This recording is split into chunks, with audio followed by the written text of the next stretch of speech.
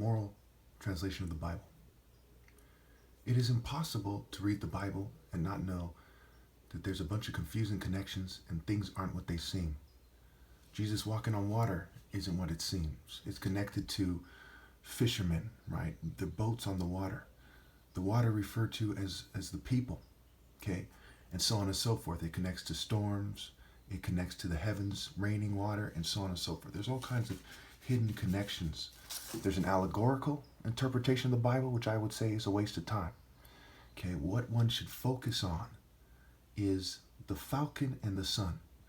So those who don't understand the Royal African Falcon top martial artist order, okay, pure masculine, transcendent hero, no LGBT energy, no fraternity energy, no white supremacy, no corporate, no government, etc. You know, it is natural. We got to go through the natural to get to supernatural. You have to actually be a man to get to being a supernatural man, a superman, if you will. Ver in virtue means man. Okay, martial arts, M-A-N-N, right? So the N, so it's martial arts and what?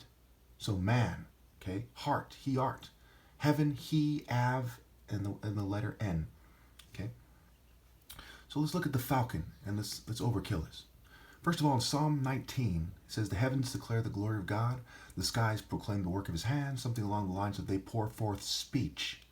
Okay, how are the heavens talking? Okay, how are the prophets talking? There's an allegorical interpretation. It says, you know, you look at these constellations and astrology and astronomy, and they had telescopes and whatever, you know, kind of Leonardo da Vinci, kind of early astrologers, scientists, Age of Enlightenment garbage, okay? And the people who thought like them before. There's a little something there, but it's nowhere near the message from God to man. The message from God to man is what you can see with the naked eye. Everything else is overkilling. Okay. So when we look at the falcon flying the most high, is what the Egyptians used to say symbolically, and Israel is right next to Egypt. Okay. And of course you have Abraham and Joseph and Moses, and he was taught in the ways and the wisdom of the Egyptians, which includes Horus. In fact, the main emphasis of the wisdom of the Egyptians was Horus. Okay, it was thought to, but this is kind of pagan garbage.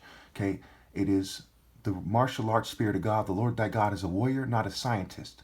Horus is the archetype of Pharaoh and the god, deity of war.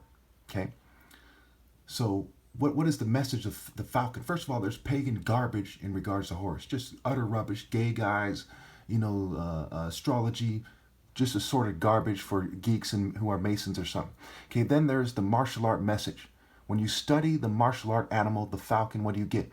The sun shines its light, light speed, right? God's speed, right? Fasting, fast, faster, master, etc. Okay? The falcon is flying by the sun, so when you look up toward the heavens, the falcon is proclaiming the glory of God. It's the fastest animal, 242 miles an hour. It dives and it surgically strikes the wing of a bird. If it hits it dead on, it will die. Okay? It picks up on things effectively. It sees things. It zooms in on things. It breaks it down masterfully and masterfully makes calculations. When you're going 242 miles an hour, your timing must be impeccable. So the falcon is a message of timing, of vision, of flying high, of being connected with the sun. And the sun is like, you know, what is the sun? It's an energy we can't look at. So it says, use your third eye, use your sense to see what's inside somebody, the energy, the spirit, etc. So it's like a X-ray. It's like it's a messenger of seeing inside people to see who they are.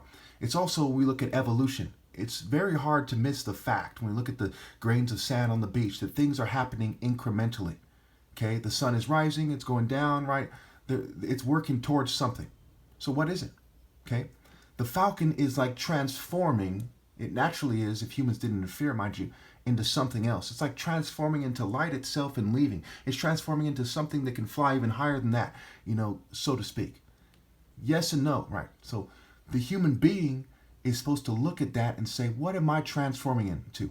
Am I more like the falcon, or more like the snake fixated on the world and social norms? More like the jackal with a sick look in your eye, fixated on sex, fixated on ripping off the falcon, and so on and so forth. That's why the jackal and the falcon are at odds, plus associated with the night and the dead, because they were seen in the graveyards. Okay.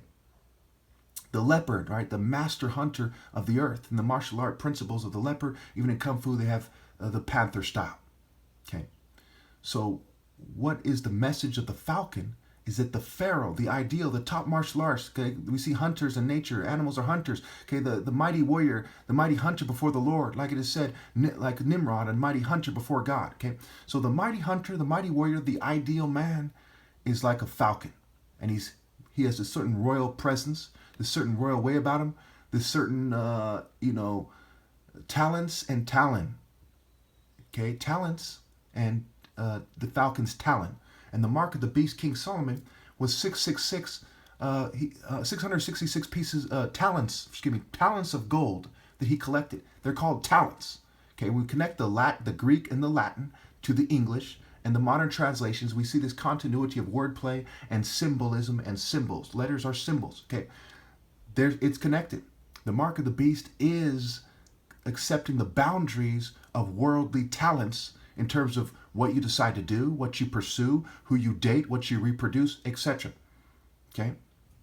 So the falcon is a symbol of God's angelic messenger, the Pharaoh. And no one can be the King of Kings without embodying the falcon. Now, in the Bible, because it's written by Baal, and Baal is associated with Jezebel, Baal is Baal, he's called Baal in the Bible, okay, in Jeremiah. He's also associated with Ishtar, because of the Mesopotamian region, who was symbolized by the dove and called the morning star. So the satanic and Luciferian, Lucifer